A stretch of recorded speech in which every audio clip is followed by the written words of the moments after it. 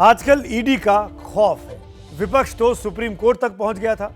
विपक्षी नेताओं को लगता है कि ईडी जानबूझकर उनके खिलाफ कार्रवाई कर रहा है। लेकिन यह भी सही है कि बीते 8 सालों में ईडी की कार्रवाई में खूब पैसे आए हैं। वो काली कमाई सामने आई है जो आम आदमी के खून पसीने की है, जो आपके टैक्स का पैसा है, जो चुरा चुरा कर नेताओं ने अपने घरों में ठूस रखा है।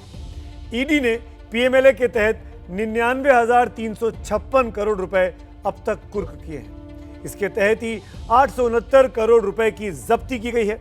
वहीं फेमा के तहत ईडी ने 6,376 करोड़ रुपए का जुर्माना भी वसूला है, जबकि संपत्ति जब्त की है 7,066 करोड़ रुपए की। यानी इस दौरान कुर्की, जब्ती और जुर्माने से 1,13,667 करोड़ रुपए सरकार को हासिल हुए हैं। अब आप सोच रहे होंगे कि इतना सारा पैसा, इतनी संपत्ति, कैश, गहने, जो सब कुछ इन छापों में मिलता है, उसका होता क्या है? उस पैसे का ईडी आखिरकार क्या इस्तेमाल करती है? जब्ती और जुर्माने में जो कैश मिलता है उसका पंचनामा बनता है। उसमें देखा जाता है कि नोटों पर कहीं कोई निशान है या नहीं, ताकि उसे अदालत में सबूत के रूप में पेश किया जा सके। वहीं कोई संपत्ति अगर हाथ लगती है तो उसे पीएमएलए के सेक्शन 5(1) के तहत अटैच कर लिया जाता है। उस जब्त संपत्ति की खरीद बिक्री नहीं होती, इस्तेमाल भी नहीं होता जब तक मुकदमा चल रहा होता है। गहने और दूसरे कीमती सामान का भी पंचनामा बनता है। उसमें ध्यान रखा जाता है कि उन चीज़ों का वजन या संख्या लिखी गई हो और उन्हें सरकारी मालखाने में जमा भी कराया जाता है। ये सारी संपत्ति किसकी होगी, ये अदालत की कानूनी कार्रवाई के बाद तय होता है। वैसे एक झगड़ा इन दिनों बीजेपी और कांग्रेस के बीच भी जमकर चल रहा है। कांग्रेस नेता अधीर रंजन चौधरी ने राष्ट्रपति द्रौपदी मुर्मू को विवादित टिप्पणी राष्ट्रपत्नी का नाम लेकर की थी। आज राष्ट्रपति को चिट्ठी लिखकर माफी अधीर रंजन चौधरी ने मांगी।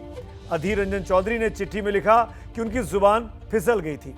अब यह विवाद खत्म होगा कि नहीं, ये कांग्रेस और बीजेपी की फायर ब्रिगेड ही बता सकती है। लेकिन एक दूसरा विवाद जरूर शुरू हो गया है।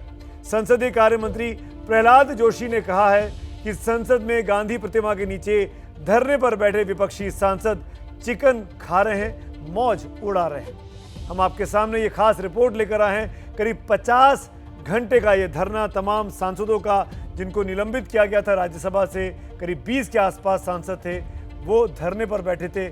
आइए देखते हैं ये चिकन विवाद में कैसे संसद की कार्रवाई क्या आने वाले हफ्ते में भी इसी तरीके से लटकती रहेगी।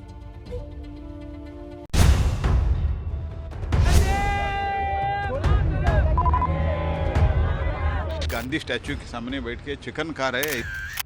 इतने भाजपाई चिकन खाते हैं और मटन खाते हैं। लज्जा लज्जा लज्जा। प्रधानमंत्री जवाब दो। चर्चा के लिए भेजा है या चिकन खाने के लिए भेजा है? प्रहलाद जोशी जी को बोलिए कैमरा लेके जाएं।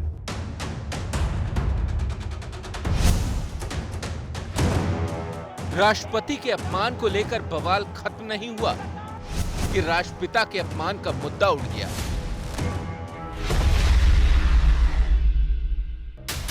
क्या देश के माननीय सांसदों ने गांधी प्रतिमा के सामने चिकन खाया? संसद के मॉनसून सत्र में विवाद खत्म होने का नाम नहीं ले रहे। पहले महंगाई के मुद्दे पर बहस को लेकर दोनों सदन ठप हुए, फिर विपक्ष के कई सांसदों का निलंबन हुआ। निलंबन के विरोध में सांसदों ने 50 घंटे का नॉन स्टॉप धरना शुरू कर दिया और इसी धरने को लेकर अब इन सांसदों के व्यवहार पर उठने लगी है उंगली। संसदीय कार्य मंत्री प्रहलाद जोशी ने आरोप लगाया है कि धरने के दौरान सांसदों ने गांधी प्रतिमा के सामने चिकन खाया। गांधी स्टैच्यू के सामने बैठे हुए हैं हमारे माननीय संसदगण। इनको मैं एक पूछना चाहता हूँ, लोग आपके किसके लिए भेजा है? चर्चा के लिए भेजा है या चिकन खाने के लिए भेजा है? वो भी गांधी स्टैच्यू के सामने बैठ के चिकन खा रहे हैं, ऐसे एक रिपोर्ट आया है।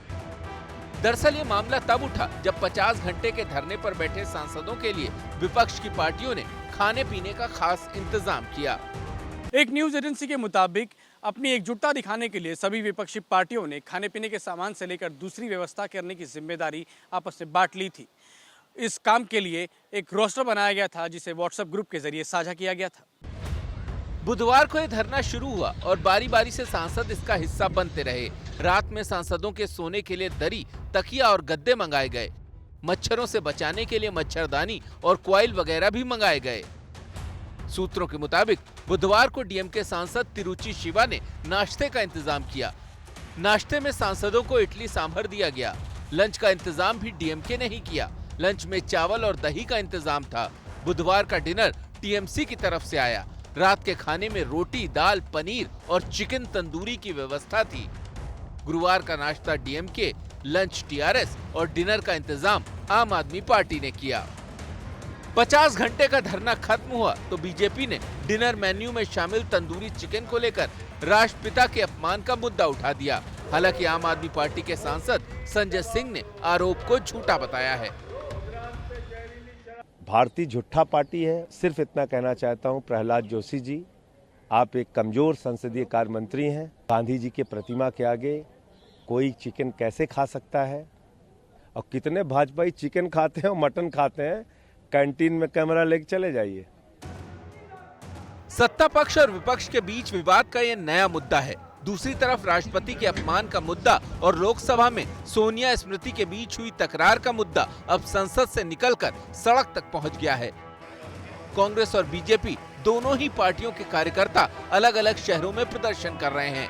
बीजेपी की मांग है कि सोनिया गांधी माफी मांगे तो कांग्रेस स्मृति ईरानी पर आग बबूला है। ईरानी खुद सदन के अंदर जो बयान पेश की थी कल, उसमें खुद उन्होंने राष्ट्रपति जी की अपमान किया। आप देख लो, द्रौपदी मुर्मू सदन के अंदर नहीं कहे जाते हैं, बाहर भी नहीं कहे जाते हैं, राष्ट्रपति जी कहे जाते हैं। तो राष्ट्रपति जी की अपमान सत्ता पक्ष कर रहे हैं, बीजेपी की सरकार कर रहे हैं। आदत बन गई है देश की कुछ ऐसे नेताओं को विक्टिम अपने आप को शो करने की।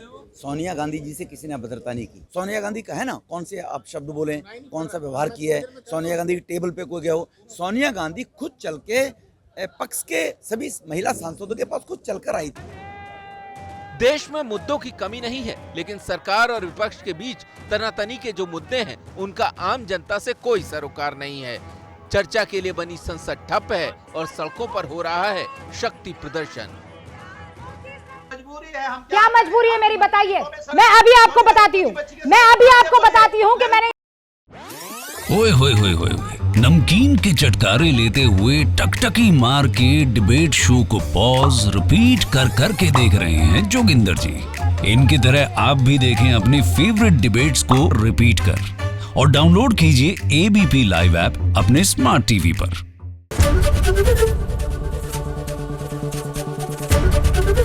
एबीपी न्यूज आपको रखे आगे।